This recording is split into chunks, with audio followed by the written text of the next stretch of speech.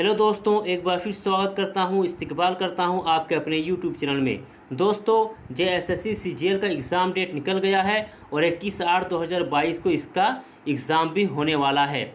इसलिए दोस्तों जितना हो सकेगा आप लोग मॉक टेस्ट दीजिए, क्योंकि इसका फ़ायदा एग्ज़ाम में देखने को आपको मिलेगा। दोस्तों आज हम लोग का दूसरा मॉक टेस्ट है और इस मॉक टेस्ट में हम लोग उन सवालों को करेंगे जो VVI है और एग्ज़ाम में आने का ज़्यादा चांस है। तो दोस्तों वीडियो के एंड तक आप बने रहिएगा, क्योंकि दोस्तों इस चैनल के माध्यम से मैं JSSC CGL उर्दू भाषा की मुकम्मल तैयारी करा चुका हूं और अब मॉक टेस्ट भी करा रहा हूं। इसलिए हम लोग का जो टारगेट है 90+ स्कोर करना, इंशाल्लाह वो ज़रूर हासिल करेंगे। तो दोस्तों वीडियो के एंड तक आप बने रहिएगा। आगे बढ़ने से पहले दोस्तों अगर आप पहली बार चैनल पर आए हैं तो इस चैनल को सब्सक्राइब जरूर कर लीजिएगा।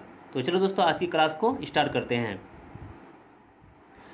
तो दोस्तों आज का जो पहला सवाल है वो है उर्दू किस ज़ुबान का लफ्ज़ है। A अंग्रेज़ी, B हिंदी, C तुर्की और D इनमें से कोई नहीं। तो दोस्तों याद रखिएगा इस सवाल का जो सही जवाब होगा वो होगा ऑप्शन C तुर्की। यानी दोस्तों उर्दू जो है तुर्की ज़ुबान का लफ्ज़ है। आगे बढ़ते हैं। आज का दूसरा सवाल है कि उर्दू का पहला अफसाना किसे शुमार किया जाता है।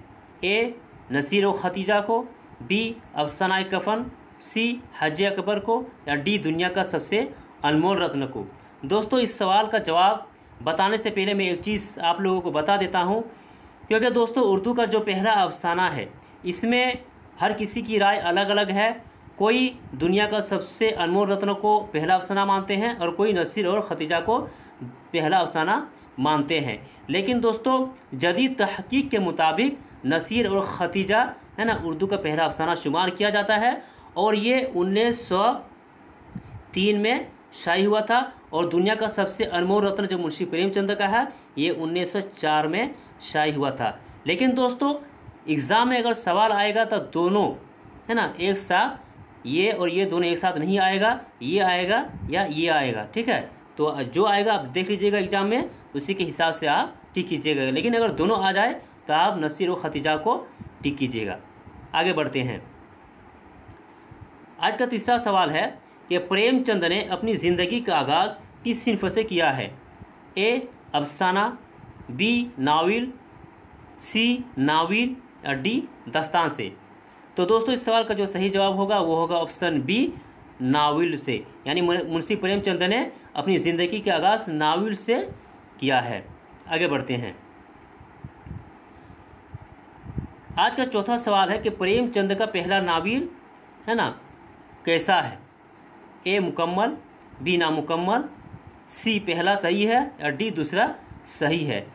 तो दोस्तों इस सवाल का जो सही जवाब होगा वो होगा ऑप्शन B नामुकम्मल। यानी मुंशी प्रेमचंद का पहला नावल कैसा है दोस्तों, नामुकम्मल है। इसको याद रखिएगा।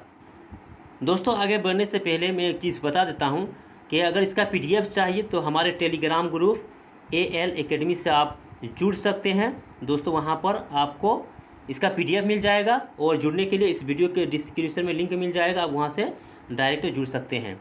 तो चलो दोस्तों आगे बढ़ते हैं। अगला सवाल है कि प्रेमचंद का अफसानवी मजमुआ सूज़े वतन को कब जब्त कर लिया था। ठीक है दोस्तों, अंग्रेज़ ने कब जब्त कर लिया था। 1908 में, 1906 में, 1909 में या 1910 में। तो दोस्तों इसका जो जवाब होगा, सही जवाब होगा वो होगा 1908 में जब्त कर लिया था। ठीक है, आगे बढ़ते हैं। अगला सवाल है कि मंदरजा झेल में अफसाना कफन का किरदार कौन कौन है। ठीक है दोस्तों, ये अफसाना कफन से मुताल्लिक है ये सवाल। A गेसु, B माधव, C बुढ़ैया लिखा हुआ। दोस्तों बुधैया होगा, इसको सही कर लीजिएगा, ठीक है ना, बुधैया। और D होगा इनमें से सब कोई। तो दोस्तों इस सवाल का जो सही जवाब होगा वो होगा ऑप्शन D, यानी इनमें से सब कोई। यानी गेसु, माधव और बुधैया ये तीनों अफसाना कफन के किरदार हैं। ठीक है दोस्तों, आगे बढ़ते हैं। जब बुधैया दर्द ज़े की तकलीफ़ में होती है तो बाप बेटा अलाव के सामने क्या खा रहा होता है। ठीक है दोस्तों, अफसाना कफन आप लोगों ने पढ़ा होगा, उसमें आप लोगों ने पढ़ा होगा कि जब बुधैया है ना दर्द ज़े की तकलीफ़ में होती है तो दोनों बाप बेटे क्या कर रहे होते हैं। तो आपके पास ऑप्शन है दोस्तों ए भुने हुए आलू, भुने हुए गोश्त, भुने हुए मटर या भुने हुए मूंगफली, ये क्या खा रहे होते हैं? तो दोस्तों इस सवाल का जो सही जवाब होगा वो होगा ऑप्शन ए, भुने हुए आलू, है ना, खा रहे होते हैं। अगला सवाल है कि ज़मींदार ने गेसु और माधव को कफन के लिए कितना रुपया दिया था? 5 रुपया, 2 रुपया, 3 रुपया, 4 रुपया। तो दोस्तों इस सवाल का जो सही जवाब होगा वो होगा ऑप्शन बी, 2 रुपया, है ना, ज़मींदार ने गेसु और माधव को कफन के लिए दिया था। अगला सवाल है कि जब दोनों कफन के लिए बाजार जाते हैं, कौन, गेसु और माधव, तो दोनों किस जगह दाखिल हो जाते हैं? शादी घर में, कपड़ा दुकान में, शराब खाने में या इनमें से कोई नहीं? तो दोस्तों जब दोनों बाप बेटा, है ना, बाज़ार जाते हैं कफ़न लेने के लिए, तो कफ़न लेने के बजाय वो दोनों, है ना, एक जगह दाखिल हो जाते हैं और वो जगह कौन सा है दोस्तों? वो है शराब खाना। तो इस सवाल का जो सही जवाब होगा वो ऑप्शन सी हो जाएगा। आज का अगला सवाल है कि अफसाना कफ़न में गेसु को किसकी बारात याद आ जाती है? दोस्तों गेसु जो है वो माधव यानी अपने बेटे को, है ना, एक बारात की कहानी सुनाता है। वो किसकी बारात है दोस्तों? ए ठाकुर की, बी राजा की, सी अपनी बारात या बेटे की बारात। ठीक है दोस्तों, तो इस सवाल का जो सही जवाब होगा दोस्तों ये होगा ऑप्शन ए, यानी ठाकुर की बारात की कहानी, है ना, गेसु अपने बेटे माधव को सुनाता है। दोस्तों अगर अफसाना कफ़न से सवाल बनेगा तो इन्हीं से बनेगा, आप लोग इसको अच्छी तरह से देख लीजिएगा। आज का अगला सवाल है कि मंदरजा जेल में खाने का क्या माना है? किसका दोस्तों? में खाने का क्या माना है? शादी खाना, शराब खाना, दौलत खाना या पढ़ाई खाना? तो इस सवाल का जो सही जवाब होगा वो होगा ऑप्शन बी, यानी शराब खाना। ठीक है, में के माने क्या होता है दोस्तों? शराब होता है, इसको याद रखिएगा। अगला सवाल है कि लफ्ज़ गर्क का माना क्या है? समझना, सीखना, डूबना या देखना? तो इस सवाल का जो सही जवाब होगा दोस्तों वो होगा ऑप्शन सी, यानी डूबना। ठीक है, आगे बढ़ते हैं। अगला सवाल है कि मंदरजा जेल में लफ्ज़ असर की जमा क्या है? ठीक है दोस्तों, लफ्ज़ असर की जमा आपको बताना है। ए आसार, बी आसरात, सी असू या इनमें से कोई नहीं? तो दोस्तों लफ्ज़ असर जो है इनकी जो जमा है वो है क्या? लफ्ज़ आसार। तो इसका जो सही जवाब होगा वो होगा ऑप्शन ए। अगला सवाल है कि लफ्ज़ अर्ज़ की जमा क्या है? ठीक है दोस्तों, अर्ज़ के माने क्या होता है? ज़मीन। तो आपके पास है ऑप्शन ए अर्ज़िया, बी अराज़ी, सी अर्ज़ीन या डी आरज़ी। तो इस सवाल का जो सही जवाब होगा दोस्तों वो होगा ऑप्शन बी अराज़ी। ठीक है, लफ्ज़ अर्ज़ की जमा क्या है? अराज़ी। आगे बढ़ते हैं।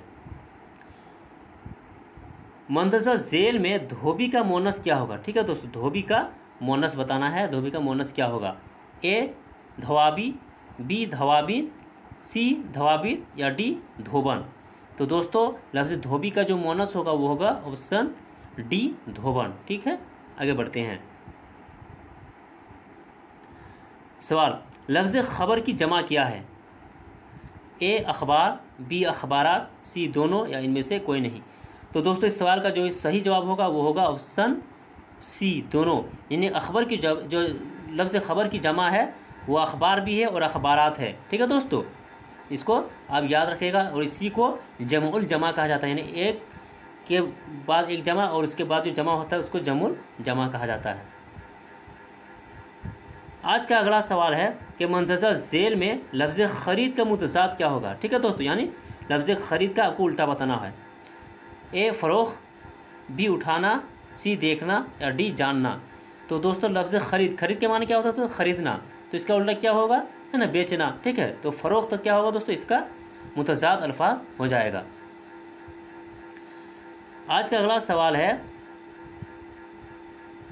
कि लफ्ज़ आला का मुतज़ाद क्या होगा? ठीक है दोस्तों, यानी उल्टा बताना है। लफ्ज़ आला का एंटोनिम्स को बताना है। ए बड़ा, बी अदना, सी मीडियम या डी इनमें से कोई नहीं? तो दोस्तों लफ्ज़ आला का जो मुतज़ाद अल्फाज होगा उल्टा होगा वो होगा अदना। ठीक है, तो दोस्तों आप लोगों ने यहाँ तक देख लिया।